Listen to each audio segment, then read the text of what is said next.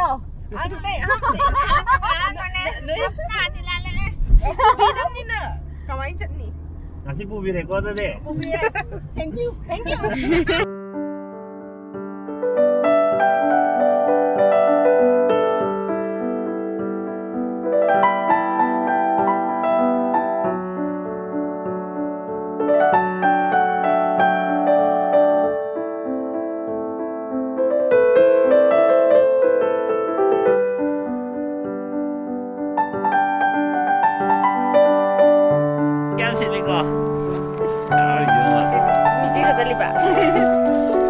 시계는 서로 오지 보세요.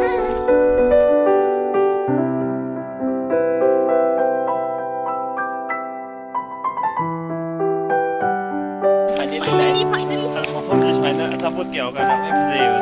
너무 들어요. 더 손들어 들어. 고맙습니다.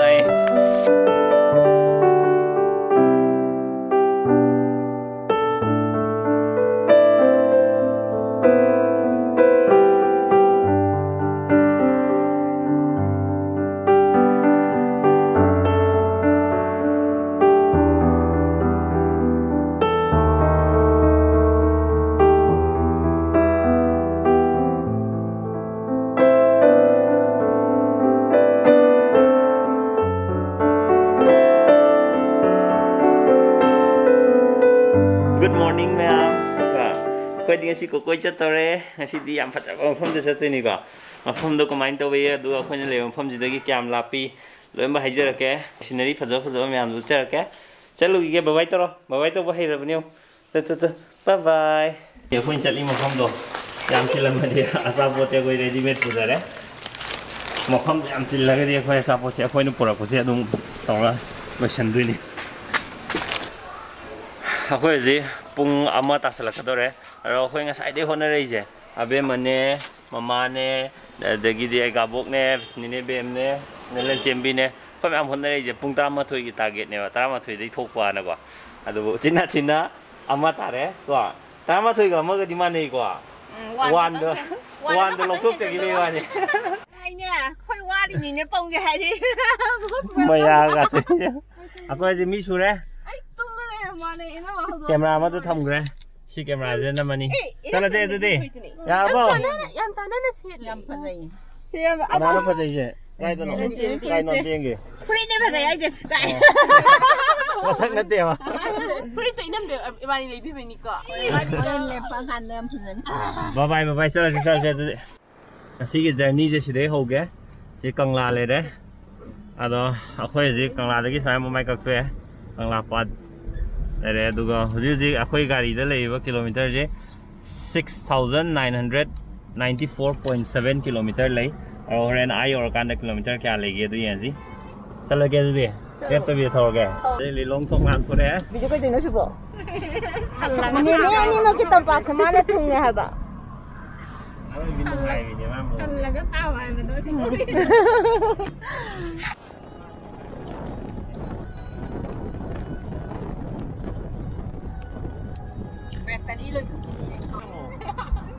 Itu kan yo.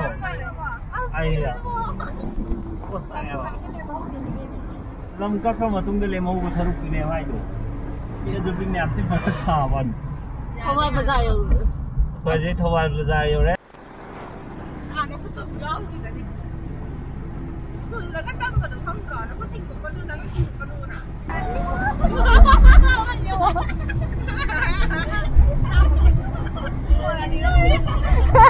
Nông ghê.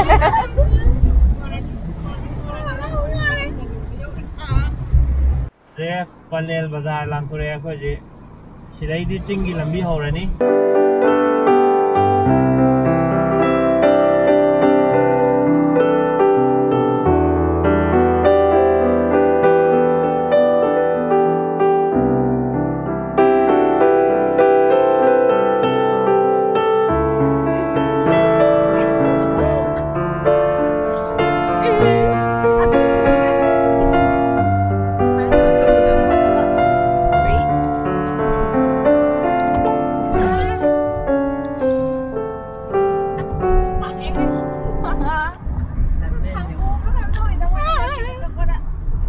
상태에 뒤에 담아 안 되들리죠.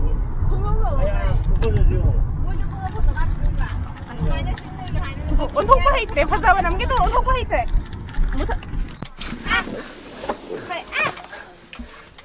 lambi lakpado ningiraba finally yore aduga akoina angangi sanabam leina khanbado leiramdre haba ko macha de bi sanan gi to leiramdre tu 하나번 상득 상가가 래. saida hana lehobune ba adu leiramdre e phomom leire akoi gi phomom tong ana leire sida phomom tong ana leire phomuro sidoina si am pajare 시도인 파래 뭐. aduga to view ku pajajo 아. kai mafam ji kolas ka thage kolas ka thage am poster me do yam ju chilame aro si manung gi yamna semto me to non de kha set loge oi ai max ado lanjeng ka le mi le ta mo to yam ti kan ni nang kan dem do ko ai khong yo la kano eh khong ya la kana changelo only one lo oi nammi bo sai de ga nammi nuai ri bu ngai ri mafam ji phaja do phasai kai do si lot khri na kitang ga lapto nam ho da re ji khong yo la kana ba de yo khong yo la kana ba khong yo la cái ta mo to ki ji ya le phaja ya ba Langchen mo yu tho ya da ni covid lem de पोषण ताए मफम जे हानगी फिबम दो अदुदैदि याम थिकने हेना सेमजलमे अगा आइना मफम अमा लाकपो कांदा ख्वाइदगी नुंगाइबजे मफम दुगी मफम दुदा toilet फजन लेबिजने मखोइसु toilet फजन लेबो सि याम नुंगाइ अमा खोसिगी ओदर बाबा लगा वा नुंगाइब्रो ना दननि ना इंनि अखोइ बानीगी फोटो त कापि कापि अनि जिदे सिदा ngaw लेगरे ए मसिदे अखोइ खतंग लाकपो माले हबा सिदे सिदे ओरे अखोइ खतंग लागा सि मफम जे बुक तो माले हबा अदो अखोइ न जिक लेबा गेबिस से को ngasai gi kangla da gi khoin lakpo kan da 70 km chap chana khoin ji silei mpham ji 70 km chap chan lape ado mafam ji 70 km je khoina pung ngasai do kya no pung 12 ga minute ya khai manga ga de ne tholei do hoji pung kya tare one ha hoji ahum da da mi manga wali ka pui ne na ahum da da mi ma wali do khoin yor ko di ani makhai swai de yor eba aduna pung ani muki journey ne pung ani ga kharagi ani makhai muki journey ne yam nungai mafam je la kana me am so enjoy to biong asi di mi khuchin na ma yam an dei hama moi service se pi bangam de khoi ju khoi ji already dugi preparation to lam ne ba moi na pi ngam de khoi taw cha na ba na ko lam ni na khoi si pham ma cha do le ado mu khoi pham manung de ko table phaja me am thar le ado mi am chilam me khan la ko picnic table man phaja picnic la khoi ma le ba khoi picnic ni ke no picnic kind of picnic ne si jo khoi cha pon me aduga kazu pista lo yare ani apple gan su loi dro na se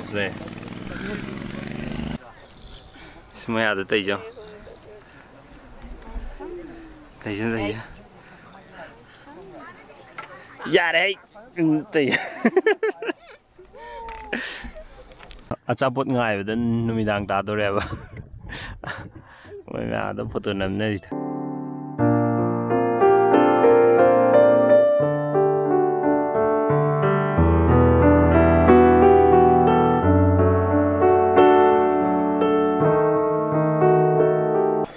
papa khoi order ngai ba wa re kwa ngasai dagi ngai ni ha ba order je aro ji bo lak tre ba akhoi na order torom ba do si moi gi si maning de le sang je asi manung da pham da ba ko khoi na si de sta to khoi na si da pham ba ara moi na manung de le ba mi han loi pi ro khoi pi rak tri ne ha ba hoji amuk nau na sem ye thieng ha ba atopa side ki view me ama nam ge do ne ba gari kham ga ya roi do re ha ba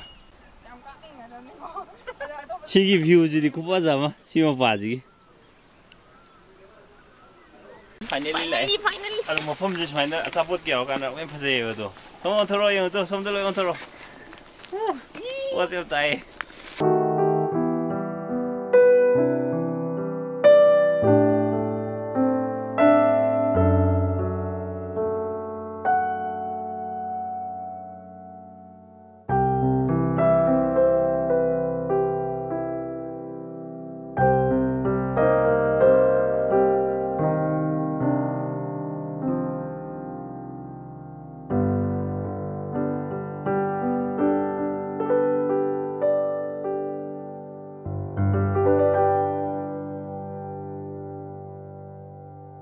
ꯃꯐꯝꯁꯤꯗꯤ ꯌꯥꯝ ꯐꯖꯩ ꯌꯥꯝ ꯅꯨꯡꯉꯥꯏ ꯑꯗꯣ ꯑꯩꯈꯣꯏꯗꯤ ꯈꯨꯊꯤꯔꯦꯕ ꯑꯗꯒꯤ ꯂꯥꯎꯔꯛꯏ ꯑꯩꯈꯣꯏꯁꯦ ꯑꯆꯥꯄꯣꯠ ꯉꯥꯏꯕꯗꯣ ꯑꯁ ꯀꯨꯏꯅ ꯉꯥꯏ ꯍꯥꯏꯕ ꯃꯌꯥꯝ ꯅꯨꯡꯉꯥꯏꯕ꯭ꯔꯣ ꯋꯥꯕ꯭ꯔꯣ ꯉꯁꯤꯒꯤꯗꯣ ꯀꯃꯥꯏꯅ ꯇꯧꯒꯦ ꯐꯖꯗꯤ ꯐꯖꯕ ꯑꯗꯩ ꯑꯆꯥꯄꯣꯠꯇꯣ ꯂꯣꯏ ꯅꯨꯡꯉꯥꯏ ꯋꯥꯁꯨ ꯋꯥꯗꯦꯕ ꯑꯗꯣ ꯑꯆꯥꯄꯣꯠꯇꯣ ꯃꯣꯏ ꯄꯨꯡ ꯀꯌꯥꯃꯨꯛꯅꯣ ꯏꯟꯖꯣꯏ ꯇꯧꯗꯧꯕ ꯄꯨꯔꯛꯄ ꯈꯔꯗꯣ ꯆꯥꯔꯒ ꯑꯗꯨꯝ ꯆꯠꯂꯝꯃꯗꯤ ꯐꯗꯝꯅꯦꯕ ꯃꯇꯝ ꯌꯥꯝ ꯃꯥꯡꯍꯟꯈ꯭ꯔꯦꯕ ꯑꯗꯨꯅꯦ ꯍꯧꯖꯤꯛ ꯑꯩꯈꯣꯏꯗꯈꯛꯇꯪ ꯊꯣꯛꯄ ꯑꯣꯏꯔꯝꯕꯁꯨ ꯌꯥꯏ ꯑꯇꯣꯞꯄꯗꯗꯤ ꯊꯣꯛꯑꯝꯗꯕꯁꯨ ꯌꯥꯏꯕꯀꯣ ꯑꯩꯈꯣꯏꯒꯤ ꯀꯦꯁꯇꯗꯤ ꯉꯁꯥꯏꯒꯤ ꯑꯆꯥꯄꯣꯠ ꯉꯥꯏꯕꯗ ꯐꯝ ꯂꯩꯕꯩꯁꯨ ꯑꯣꯏꯔꯝꯗꯧ ꯃꯥꯜꯂꯦ ꯑꯗꯣ ꯑꯁꯤ ꯃꯇꯥꯏꯒꯤ ꯇꯦꯕꯜꯁꯦ ꯊꯥꯔꯤꯕꯅꯤꯅ ꯃꯣꯏ ꯑꯁꯤꯗ ꯐꯝꯕ ꯀꯁꯇꯃꯔ ꯂꯩꯐꯝꯗꯤ ꯑꯗꯨꯝ ꯊꯣꯛꯇ꯭ꯔꯥ ꯍꯥꯏꯔꯝꯃꯤ ꯅꯠꯇ꯭ꯔꯥ ꯑꯗ ꯑꯩꯈꯣꯏ ꯑꯣꯔꯗꯔꯗꯣ ꯈꯤꯇꯪ ꯗꯤꯂꯦ ꯍꯥꯏꯁꯦ ꯃꯣꯔꯦꯟ 2 ꯑꯋꯥꯔꯁꯀꯨꯝꯕ 2 ꯑꯋꯥꯔꯁꯀꯨꯝꯕ ꯗꯤꯂꯦ ꯇꯧꯋꯦ ꯑꯩꯈꯣꯏ ꯍꯧꯖꯤꯛ ꯄꯨꯡ ꯀꯌꯥ ꯇꯥꯔꯦ ꯍꯥꯏ ꯀꯥꯟꯗ ꯄꯨꯡ 4 ꯃꯈꯥꯏ ꯇꯥꯗꯧꯔꯝꯃꯅꯤ ꯍꯧꯖꯤꯛ ꯄꯨꯡ 4 ꯃꯤꯅꯤꯠ 10 ꯑꯩꯈꯣꯏ ꯉꯁꯥꯏ ꯂꯥꯛꯈꯤꯕꯗꯣ ꯑꯗꯨꯗꯩ ꯄꯨꯡ 4 ꯃꯤꯅꯤꯠ 10 ꯇꯥꯔꯦ ꯍꯧꯖꯤꯛ ꯑꯆꯥꯄꯣꯠ ꯆꯥꯔꯒ ꯍꯟꯗꯣꯏꯁꯦ ꯑꯦꯅꯤꯋꯦꯁ ꯃꯌꯥꯝ ꯑꯗꯣ ꯃꯐꯝꯁꯤꯗꯤ ꯌꯦꯡꯕ ꯂꯥꯛꯄ ꯌꯥꯝ ꯅꯨꯡꯉꯥꯏꯕ ꯃꯐꯝꯅꯦ ꯃꯌꯥꯝ ꯁꯣꯏꯗꯅ ꯀꯣꯏꯕꯤꯔꯛꯑꯣ ꯃꯐꯝꯁꯤ ꯌꯦꯡꯕꯤꯌꯣ ꯌꯥꯝ ꯅꯨꯡꯉꯥꯏ ꯑꯆꯥꯄꯣꯠꯁꯨ ꯑꯗꯨꯝ ꯍꯥꯎꯋꯤ ꯑꯗꯣ ꯉꯁꯤꯒꯤꯗꯤ ꯚꯤꯗꯤꯑꯣ ꯃꯇꯥꯡ ꯑꯁꯤ ꯂꯣꯏꯁꯤꯟꯖꯔꯒꯦ ꯃꯌꯥꯝ ꯕꯥꯏ ꯑꯣ ꯑꯃ ꯍꯥꯏꯍꯧꯗ꯭ꯔꯦ ꯑꯗꯨꯒ ꯑꯩꯈꯣꯏ ꯍꯧꯖꯤꯛ ꯆꯥꯕ ꯑꯆꯥꯄꯣꯠꯇꯣ ꯐ꯭ꯔꯥꯏ ꯔꯥꯏꯁꯇꯣ ꯄ꯭ꯂꯦꯠ ꯑꯅꯤꯅꯦ ꯑꯗꯨꯒ ꯆꯤꯀꯟ ꯒ꯭ꯔꯦꯚꯤꯗꯣ ꯒ꯭ꯔꯦꯚꯤ ꯑꯃꯅꯤ ꯑꯗꯨꯒ ꯕꯇꯔꯁꯀꯣꯠꯁ ꯃꯔꯤꯅꯦꯕꯀꯣ ꯑꯗꯨꯗ 820 ꯇꯥꯏ ꯑꯗꯨꯅ ꯕꯥꯏ ꯑꯩ ꯌꯥ ꯀꯦꯟꯕꯒ ꯂꯣꯏ ꯎꯔꯝꯃꯅꯤ ꯌꯥꯖꯣ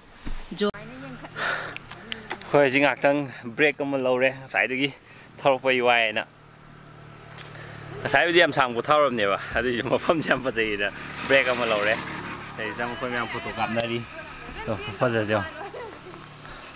ꯄꯣꯠꯁꯦ ꯌꯥꯝ ꯇꯥꯏ ꯍꯥꯏꯕ